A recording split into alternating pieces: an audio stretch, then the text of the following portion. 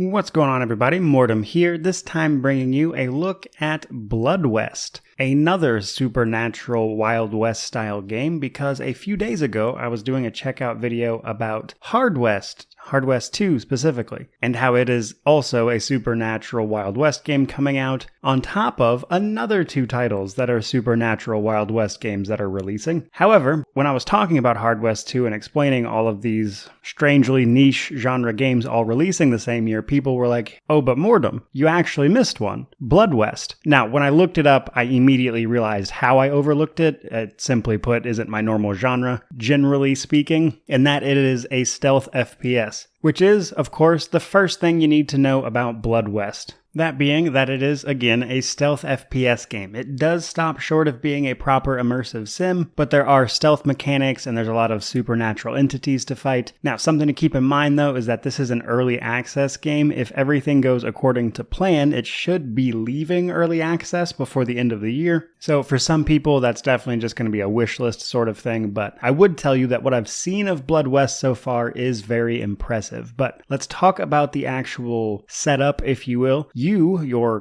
player character, if you will, is actually a revenant, brought back from the dead to investigate a curse that has fallen over the land and led to all of the paranormal activity that is currently going on. Hence all of the animated dead and various types of ghosts and spirits that we'll run into and need to dispatch. Now, it's my understanding that the early access and what is available right now is actually just the first act, if you want to put it that way. They call it scenario. But my understanding is that there's going to be 3 of these scenarios. So in addition to what you're seeing here, which is this sort of deserty area, there should be 2 more where we take on some other subset of story, I would imagine. They're a little light on the details about what that's going to include, but we've only got about a third of the content, give or take, in early access at the moment. But let's talk about the rest of it. In terms of combat, again, the focus is stealth. You probably don't want to engage with too many enemies all at once. You kind of want to plan your approach.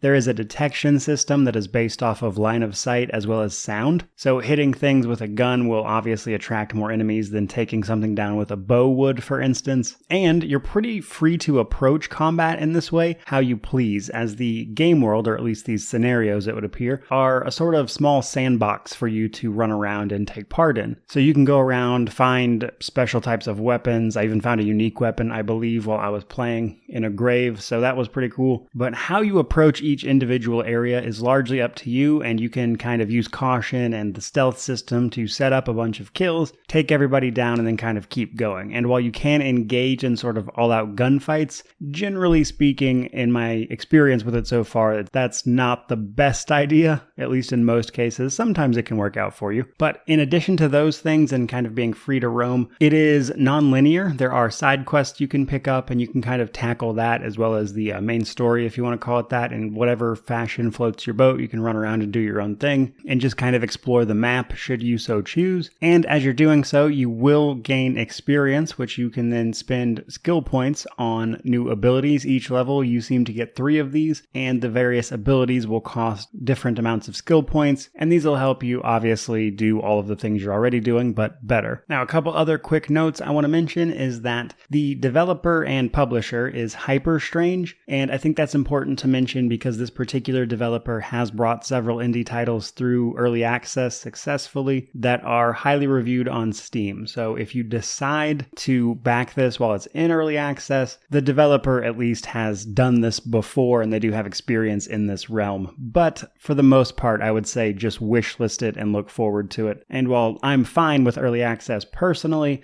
I know that for some people it's off-putting. So it just kind of is what it is. That said, the last thing I want to mention is that I think the art style and the freedom of approach actually works really well, because on one hand it has this pixelated art style, but it feels kind of modern at the same time, in the sense that all of the animations and everything still feel very smooth, which makes the sort of pixelated art feel very intentional as opposed to a limitation. And after playing with it a while, I think that sort of pixelated art kind of really helps the aesthetic, if anything. So I can kind of see why they took it that route. That's pretty much all I've got for you guys on on Blood West. Overall, very fun game. I played it for a little while, enjoyed what I played of it. I'm looking forward to its full release when I will actually review this thing, as I kind of want to see where they go from here. So when this actually hits a full release, I will definitely check it out in terms of a review. So if you want to wait until then, by all means, like, comment, subscribe if you haven't. But thank you so much for watching. I really do appreciate it. Let me know what you think about Blood West down in the comments section below. But regardless of any of that, thank you again. May you wander in wisdom and have an amazing day.